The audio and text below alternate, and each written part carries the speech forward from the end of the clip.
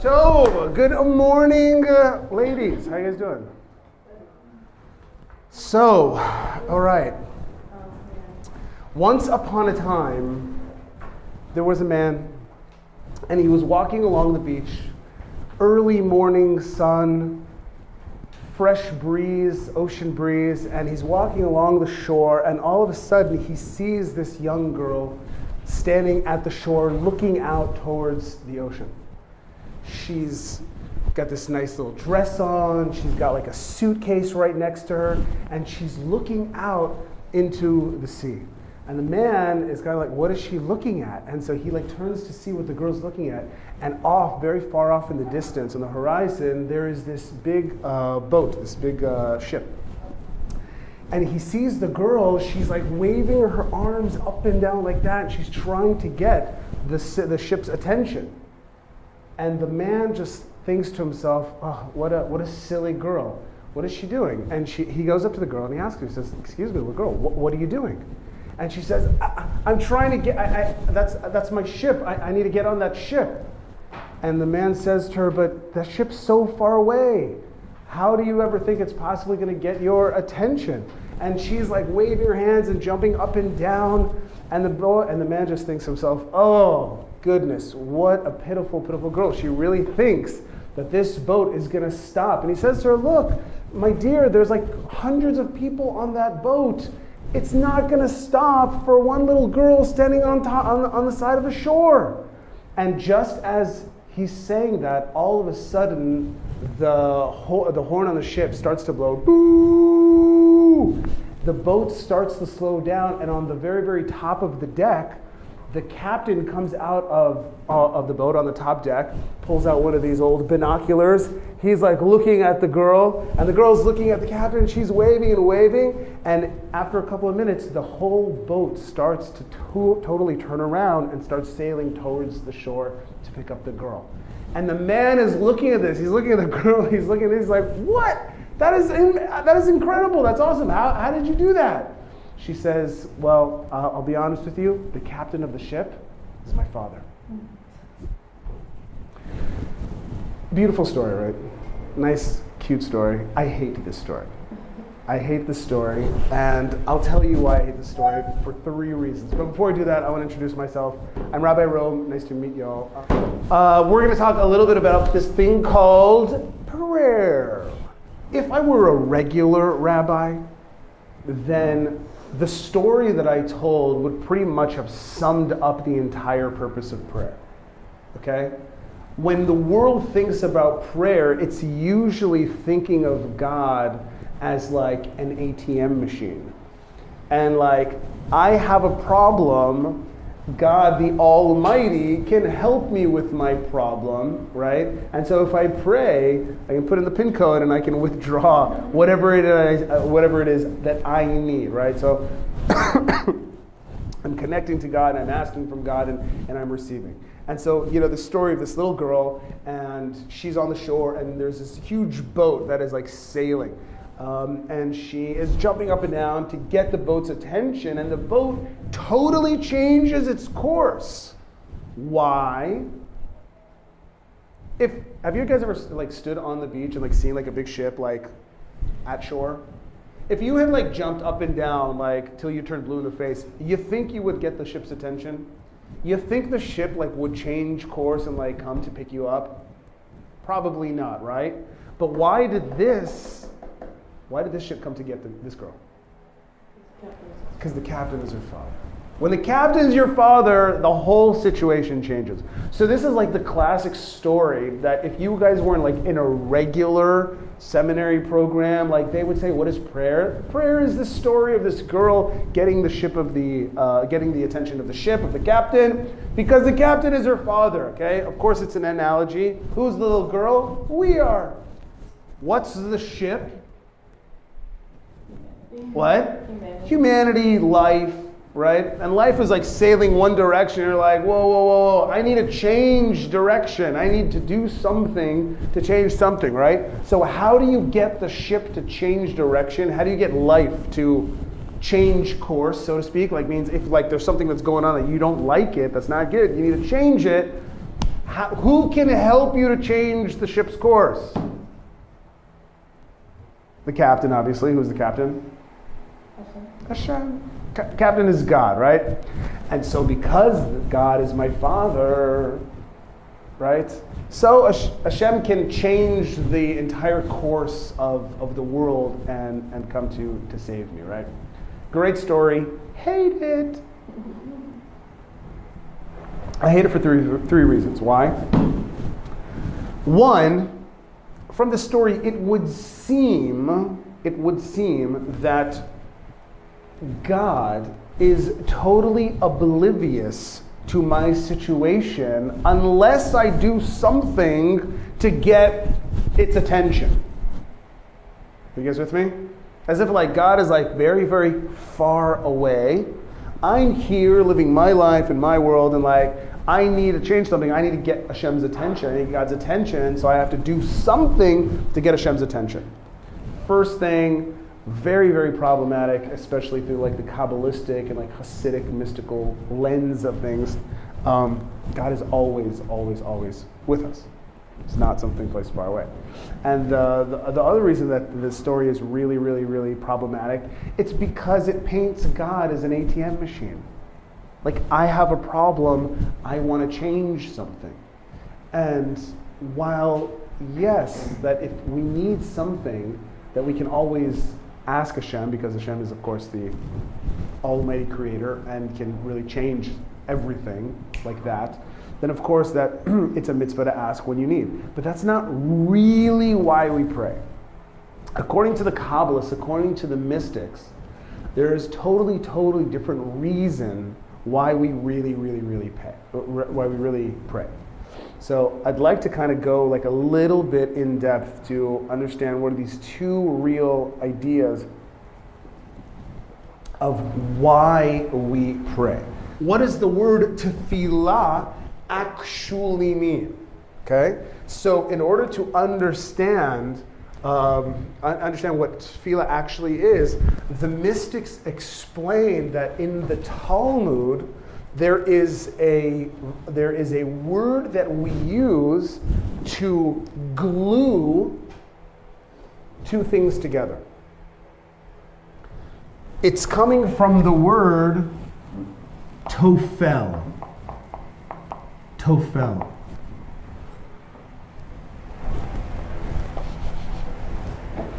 Tofel.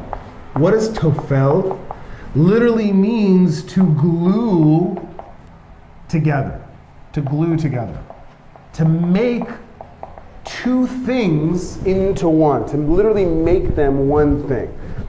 We say tofel. Tofel. Like, let's say you have a ceramic tofel. Let's say you guys have a ceramic pot, clay pot. You guys into ceramics? You guys do any of that kind of stuff? Pottery?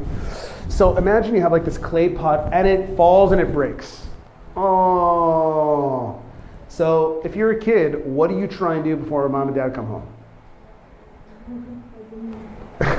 You're going to try and glue that thing together to the best of your ability to make sure nobody finds out. So the word for gluing back the parts of this pot, of this jar, is the word, the Talmudic scholars use the word tofel. Tofel means that it was like they were parts and they came back together as one. So literally you can even say that it really means to reunite. So what is the essence of the word prayer? The prayer, it's more than connection. It literally means to make whole again, to make one again, to reunite. Okay? So what are we reuniting? What are we reuniting? There's like, you can say like there's the main jar and there's like the little piece of the jar. Who's the main jar? Hashem. What's the little piece that broke off? What? Yourself. We are. That the mystics explain that each one of us has this soul, this part that is a little part of the infinite oneness of God within us. And it's kind of like these two parts are like yearning for one another to be reunited once again. So that's one of the words of the meaning of the word prayer. According to the Kabbalists, they say there's actually two functions of prayer. Okay, two functions of prayer. One function is to awaken love.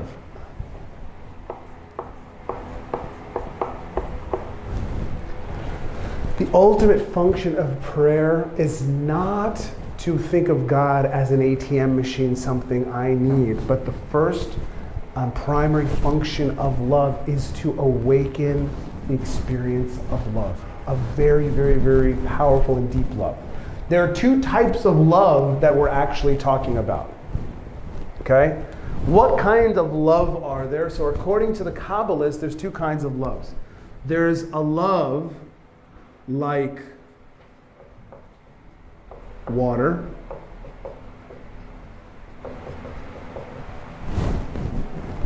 and there is a love like fire.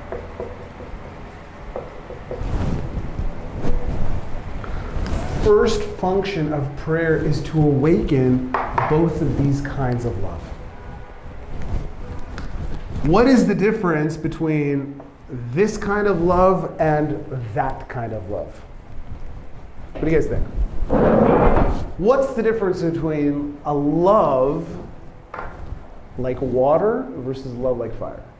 I'll give you the simple way that the Kabbalists explain the difference between these two. Okay? Love like water has to do with being close. Love like fire has to do with being far. The word association. Have you guys ever yearned for something? Have you ever really, really like felt like deep longing and yearning for something like so bad, like it hurt in your heart? When you're on a diet and you want chocolate. When you're on a diet and you want chocolate? Okay, fine, all right, I'll take it. So that is what we would call a love like fire. The fire is the yearning, is the longing, is the heart really, really desiring to want to be with someone or the chocolate, but not being able to satisfy that longing, satisfy that desire. I'll tell you guys a story. Once upon a time, there was this boy. He was studying in a yeshiva, religious men's academy in Jerusalem. And every single night, this boy would literally cry himself to sleep. Every night, just like drowning in his own tears. And one night, his roommate just like could not take it anymore. Just like so fed up with it. He's like, "Dude, what is wrong with you? Like, it can't be that bad. What is going on? Tell me, what's going on?" And so the guy's like, "Look, you really want to know?" He's like, "I think I'm going to be alone for the rest of my life." And his friend's like, "What? Why would you say something like that? That's like so silly. Like, come on." And the guy's like, no. Like, you don't understand. Like, do you know how long I've wanted to get married already? He's like at the yeshiva and he's already like, 22, 23 years old. Like, he's ready. And the guy's like, yeah. So he's like, do you know how many dates I've been on? He says, every single girl that I meet, she takes one look at me and she runs the other way. Why? This poor boy, very, very sweet, right? But he had this horrible, horrible scar running from like the top of his like forehead all the way down to his chin. It was like, he was like deformed and maimed. It was very, very difficult to look at this guy's face. And so he's going out on these dates and he's meeting these girls and they're totally like mature and intelligent and awesome, but like they just could not bring themselves to continue this relationship with this guy. And so this poor boy, rejection after rejection after rejection after rejection. He's like, I've been out with 70% of the girls in Jerusalem, 40% of the girls in Machon, Alta, okay? 20% of the girls in Crown Heights. I am destined to be alone for the rest of my life. And he's total despair. He's like, I think I'm gonna be alone for the rest of my life. Heartbreaking, right? But his friends are like, look, I wanna help you. I know of this Kabbalist that lives outside of Tel Aviv in a place called Bnei Brak. Maybe you guys have heard of it. It's a super religious place. And there's this very, very, very old Kabbalist that lives there. Go to him. He can definitely help you. And so the guy's like, okay, what do I have to lose? So he gets on a bus. He drives from Jerusalem to Tel Aviv. He finds this rabbi's house, knocks on the door. He comes in, he just sits down, and the Kabbalist is like, how can I help you? And he just starts pouring out his heart and soul, literally just spilling his guts. He's like, Rabbi, I just want to meet a woman. I just want to build a home and a family, and nobody wants me, and just pouring out his heart. And the Kabbalist is closing his eyes, and after a couple of minutes he opens his eyes and he says, listen to me very carefully. I want you to go back. And I want you, the very next girl that you get set up with on a date, you do not say hello, you don't say my name is, the very first thing you do is you tell this girl why you look the way you look. Can you promise me that? Can you do that for me? And so the guy's like, okay, Rabbi, fine, I'll tell her why I look this way, but how's that gonna help? But he goes back to Jerusalem. About 6 weeks go by, totally forgets about this thing, but they set him up on another date. They actually found someone that he hadn't been out with before. And he's walking into the hotel, which is kind of customary to meet. And he walks in and he sees this girl sitting there, and he's thinking to himself, he's like, oh my goodness, no way a girl like that is gonna be with somebody who looks like me. She's everything you could possibly imagine. But he gets the guts and he walks up to her and he says hi, and he notices that she's looking at his face just like all the other girls, and she's really uncomfortable. And he's like, wait, before you go, I need to tell you something. And he says to her, 3 years ago, I was walking home late one night from Jerusalem, from the yeshiva, and I'm walking through the streets of Jerusalem. It was 1:30 in the morning. And all of a sudden, out of nowhere, I hear someone yelling at the top of their lungs. And I run to the end of the corner, I turn the corner, and I see that there's a girl there. She's on the ground, she's being attacked by someone. And I run over, without even thinking, I grab the guy and I pull him off of her. And we start struggling, but he's stronger than me. He pulls out this butcher's knife and starts slashing me in the face over and over and over again. My whole face is open. Blood is flowing into my eyes and everywhere. And the last thing I remember before passing out, I saw the guy run up this way, the girl ran up that way, and that was the last thing I remember. And that's why I look this way. That's why I have this scar, this deformity. The girl is listening to this story, and she's crying. This is really horrible story, right? But she finishes crying. She wipes away her tears. She looks at this boy and she says to him, for 3 years, I've been searching for the boy who saved my life. Oh. True story. True story, okay? Miracles happen. So, what is love like fire? This incredible, intense yearning to want to be connected, to want to be close, but you're so far away. Whether it's physical distance or emotional distance or whatever it is. But there is something that we yearn and long to be close to, but we're very, very far away. That's called love like fire. That you can totally be in love, to yearn, to want something, but to not have it. That's like fire, it's like burning inside. Does that make sense? Okay? So if love like fire is being yearning and longing and being far away from, then what is love like water? So water is always synonymous with pleasure, with feeling good. And so if this means being far away, then what is love like water? than finally being close to that person, or finally being close to having that piece of chocolate, or whatever it is for you. But the point is that love like fire is being far away, yearning, longing. It's like a burning sensation, where love like water is finally being together in that embrace, to be connected, to have that thing which I so longed for. So the first function of prayer is to experience both of these different types of love. First, the love like fire. That's the initial stage. And next week, and the rest of the classes will be dedicated to the actual techniques. How do we have a total mastery over our emotions to be able to awaken these types of feelings, this type of love.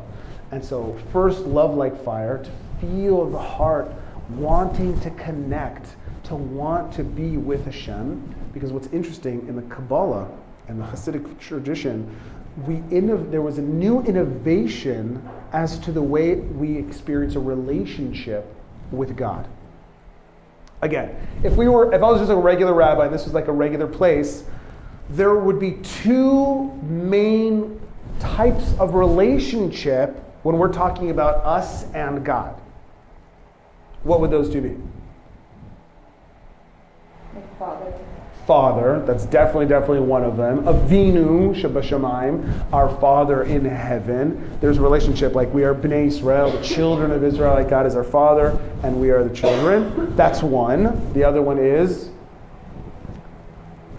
a king and a servant. It's another kind of very basic, fundamental analogy that we use in Judaism, describing the relationship to king. On Rosh Hashanah, we stand before the king, and we have to be servants of God, and so on and so on. And so we have the father and the child relationship, and we have the king and the servant relationship, right? To do what God wants. Those are very, very, very traditional ways of looking at it. Those are very important. But along come the Kabbalists, along come the mystics, the Hasidic masters, and they reveal to us another type of relationship that we have with God. What type of relationship is that? Is of two lovers.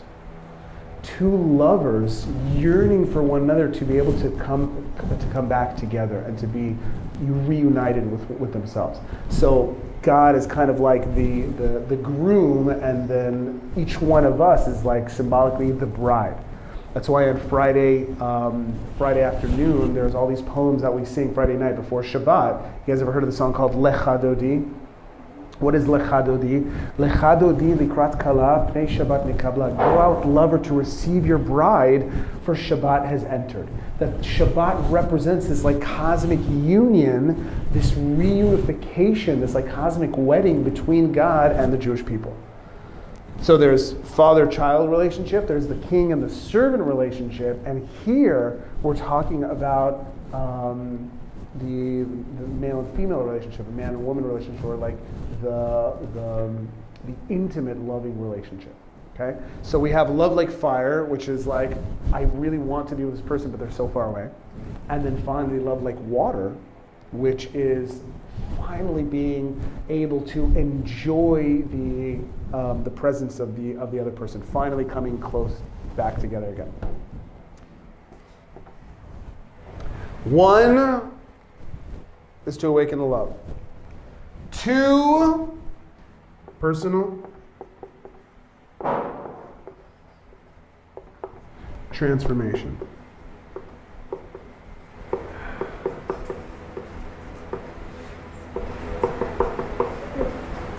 Personal transformation. What is the second function of prayer? To transform. To transform ourselves. Meaning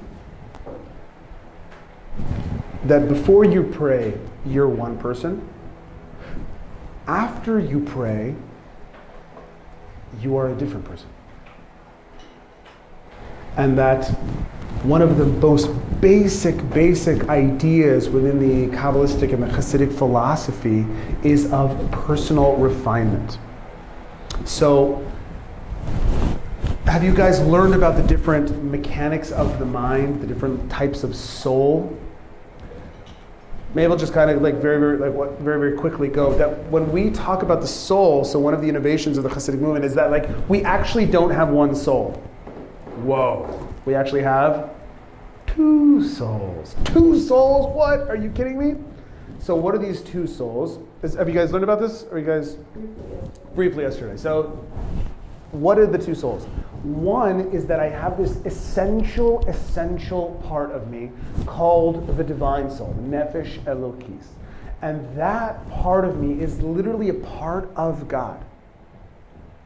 And it has been kind of taken away from God himself, and God has kind of put a little piece of himself inside of a physical body. And that physical body is the kind of the vessel that the soul dwells within.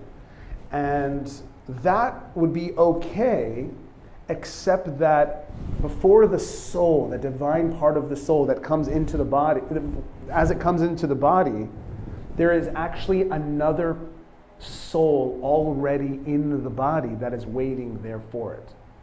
And if you think of the word soul, if you take out the word soul, because what does soul mean anyway, right? If you replace the word soul with desire, okay? You'll have a much easier time understanding how really the deep spiritual concepts that we're talking about really are very deep psychological mechanisms. And so we have two souls, really we have two main desires. One desire is our higher spiritual desire, and the other one is a lower physical desire. What's called the animal soul and the divine soul. What is the divine soul want? What is the divine desire? What is the essential spiritual desire that the soul has, that you have? We said this. Awaken love, all it wants to do is to reunite with God. That's it. That's all it wants to do. That's all it cares about. There's a part of us that just wants to connect to God. But we have another desire as well. Kind of like all split personality. So we have another desire inside the body. What does that desire want? It wants the physical world. It wants the pleasures of the world. It's very much based in the natural aspect of the world. And so kind of there's this conflict going inside of us. One wants to experience spirituality, wants to experience godliness, connect to God, to totally be reunited in this unification, oneness with Hashem. And the other part of us is actually very much interested in the physical things of this world, okay? And so one might ask, what is the true purpose of life? You guys ever asked that question before? So according to what we're taught, according to the Jewish mystics, what is the purpose of life? You know what, before Judaism, what do most spiritual practices say the goal of life is?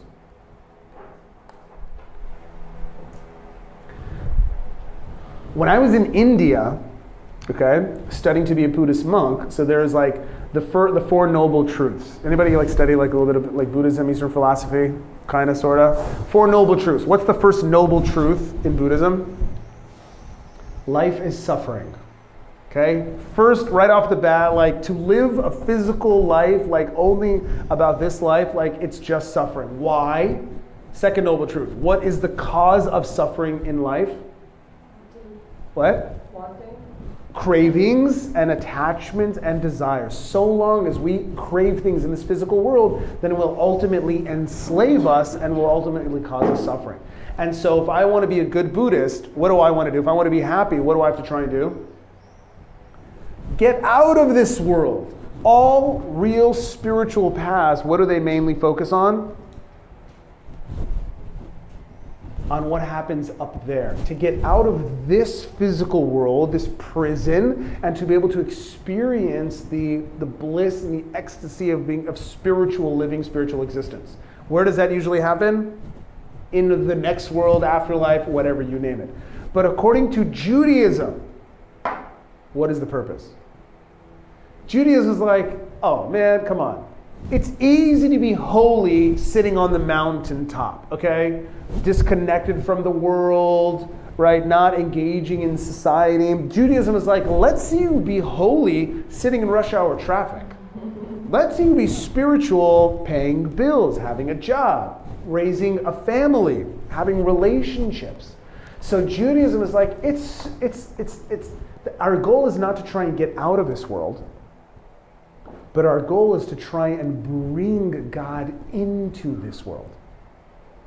So on one hand, I have the spiritual side of me that just wants to connect to God, which is super important, because just like if you have a cell phone, you have to be able to recharge it to give it energy, right? But what's the ultimate goal of that? The ultimate goal is not to just like be totally all day long, like immersing yourself in like the divine bliss and ecstasy, transcendental oneness and unity connection with God. After we pray, what do? You go to work. You change some diapers. You do something in this world. You bring that back down in this world, and hopefully you're in alignment with Hashem's will, what we want to do in the best way. But the problem is that there's a part of us that is not on the same page, that just wants to seek selfish, egotistical desires and pleasures. And so once we have awakened that love, we have energized, we have infused ourselves with this experience and the intimate knowing and connection with Hashem, then what is our goal? Personal transformation, to come back and now to be able to refine and to transform our own egotistical, selfish natures and desires. Does that make sense? And so it's kind of like this like back and forth, that we're going up and we're coming down, we're going back and we're coming up. And the Hasidic way for personal transformation, to free ourselves from ego, from the enslavement to our selfish desires, is not to escape, it's not to transcend the ego, but it is to transform the ego. That is our ultimate goal.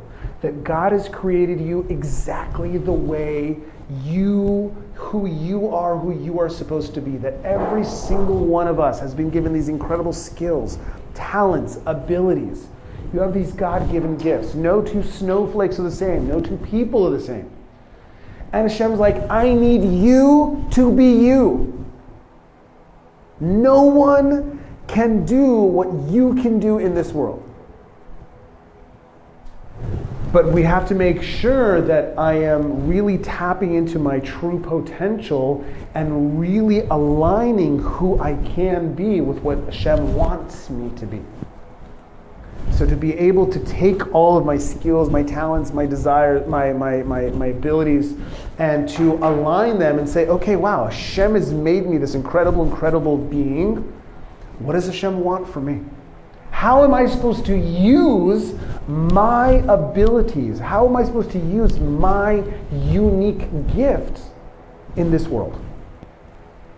There's a story of this one student of the Alta Rebbe, the first rabbi of Chabad, and he's just like crying and pouring out his heart, right? He's like, oh, and this is a problem, this is a problem, and I got this thing going on, and I need this, and I need this, and I need that, and I need this. And the Rebbe looks up at him after like half an hour of hearing this guy say, what I need. And he says, stop. He says, for half an hour I just hear you saying what you need. But not once did I hear you ask, what am I needed for? Each one of you is needed in the world. In order to create this veritable paradise right here in this world, God needs you to be you. That means, first of all, I need to know who I am, and it needs to know what does God want me to do with the incredible gifts that I've been given? It doesn't want me to be some religious robot that just like does everything what everybody else does. But each one of us has these incredibly unique gifts. But I have to ask, okay, so what does God want from me? How can I use my potential to the best of its ability?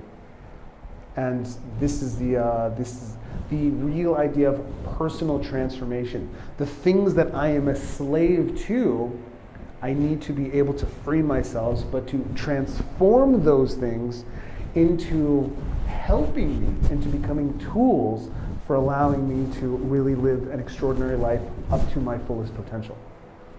Does that make sense?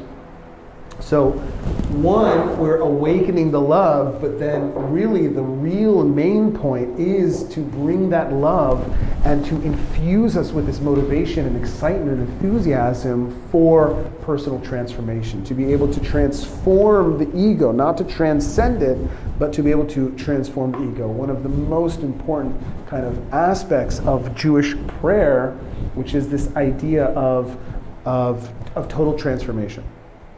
Of taking something that seemingly was enslaving me and transforming that into something that now I can use all the potential that I have. And it kind of breaks up into two categories. One, there's all of my kind of, we'll say, negative shortcomings, all of the things that I am a slave to. Okay? Anybody have something that they are a slave to? Shopping online, chocolate, you name it, right? Facebook, Instagram, whatever it is, but we have this kind of fundamental idea in our tradition that, by the way, all of the characters in the Torah are not just people who lived once upon a time long, long ago in a land far, far away, but every single character in the Torah is actually talking about a different archetype of our own personality. And every single story in the Torah is not just talking about some historical event, but every single story is actually at the deepest level talking about stages in our own personal growth and development. And the ultimate model for personal transformation and self-development is this story called the Exodus from Egypt. You guys familiar with the story? Pharaoh, right, let my people go, Casey the Prince of Egypt. It's one of the most fundamental models for spiritual transformation. That on one hand, we have this thing called Egypt. How do I say Egypt in Hebrew? Mitzrayim. So what does Egypt mean?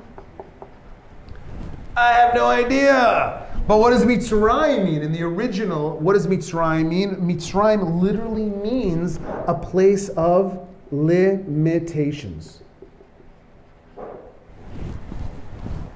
And we are trying to free ourselves from Egypt, free ourselves from our own limitations, our enslavement and to whatever that is. And where are we trying to go to?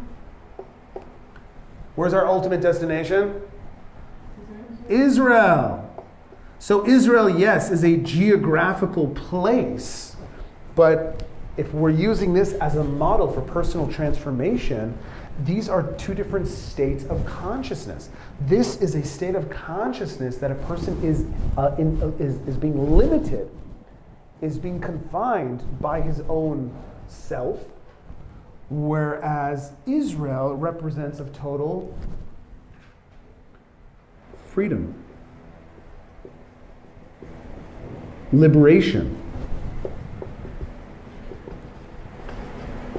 And what it really means is self-mastery.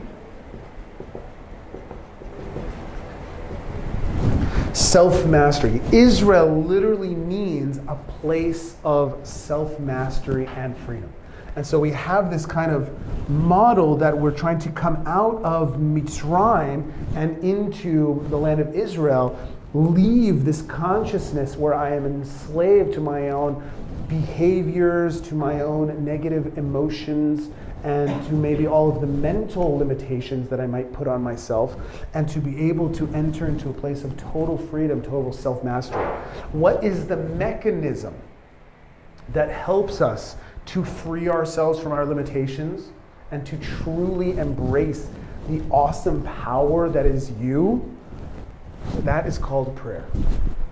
Where do we get the strength? Where do we get the clarity? Where do we get the focus? Where do we get the insight? Where do we get the motivation, the passion to want to change, to want to overcome all of my limitations? That's called prayer. When a person is able to awaken the love, his heart is filled with this incredible, incredible feeling, and he comes to experience the love of Hashem as a direct experience, not just something that is talked about in the books, not just to believe about something that I'm supposed to believe in, but to really have a direct, personal, emotional connection and experience with Hashem. Once a person is able to have that, you have no idea how empowering that is, that when I can finally come back now and to, first of all, understand what are my limitations, I can now have the strength, I now have the clarity, I now have the ability to actually totally transform myself, come out of my own self-limitations, and really begin to live an extraordinary life right here, right now. Is this making any sense? So next week we're going to talk about the actual practical applications of that. How do we do that? How is it built into the system? And we'll learn some exercises and techniques to actually learn how to pray instead of just kind of like reading some words off of a book that you may or may not connect to, and it may or may not awaken an emotional experience. Because I know a lot of people that are just kind of like, dabbling in Jewish tradition, like, and they're like, okay, so like, what's this prayer thing about? They're like, well, here you go. Here's a prayer book. Have fun. I understand you guys have prayer time right now, right? Something like that. So a person's like, okay, so what am I supposed to do? Well, here's a book, prayer book, and start reading. And that is supposed to like awaken like divine love and start personal transformation. I don't think so. And so the Kabbalists give us incredible techniques to be able to really evoke these very, very powerful emotional states. Even though a person may not know how to read Hebrew, they don't even know how to read from a prayer book, let alone like pray. Like, is praying only from a prayer book? Is it possible to pray without a prayer book? So obviously yes. And it's very, very important to understand that don't feel that you might struggle or feel uncomfortable or frustrated, like I'm supposed to be praying, but like this is just not working, it's just not making any sense for me. So I would recommend like just taking like some time to spontaneously with your own words just kind of like do your own thing. You can like have the prayer book, like if you actually want to learn like actual like the prayers, but I would say at this point like it's super important just to kind of like develop your own personal relationship, your own personal connection, even though you may not totally be doing it exactly as the way it's supposed to be doing. And with that, there's a story, and I'm going to finish. There was this shepherd boy that all he knew was how to tend to the animals, goats and sheep and cows and chickens, and that was all he knew. And one day, as he's walking with his flock of sheep, he walks past this building. And this boy hears like people inside, and they're all crying. He pops his head in, and he sees that there's all these people dressed in white with these taluses, with these prayer shawls over their head. And he asks somebody, he says, "What is this? What is going on?" And they look at it and they say, "What, don't you know? It's Yom Kippur today. And the Jews are all praying to Hashem, to God." And at that moment, like something awoke in him, and he remembered, he's like, wait a second, he's like, I'm Jewish too. But I've never been in a synagogue before. I've never prayed before. But he was so moved and stirred that he wanted to also speak to the Creator.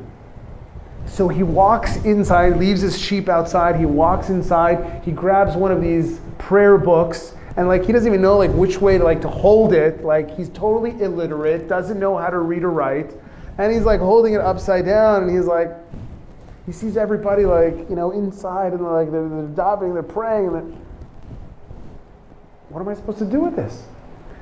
But this boy such has a yearning, a desire to connect to the Creator. He closes the book. He stands up on a chair in the middle of the synagogue, and at the top of his lungs does the only thing that he knows how to do. He starts making the sounds of the animals.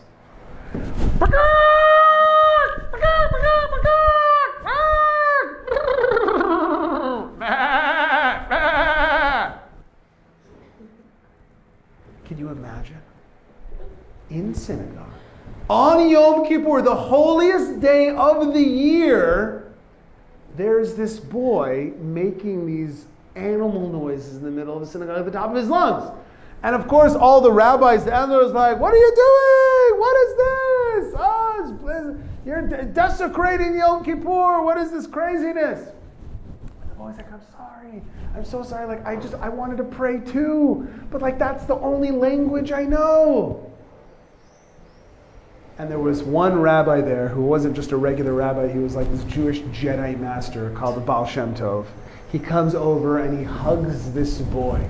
And he says to him, I want you to know that it's been a very, very long time since God heard a prayer coming from such a deep place in someone's heart.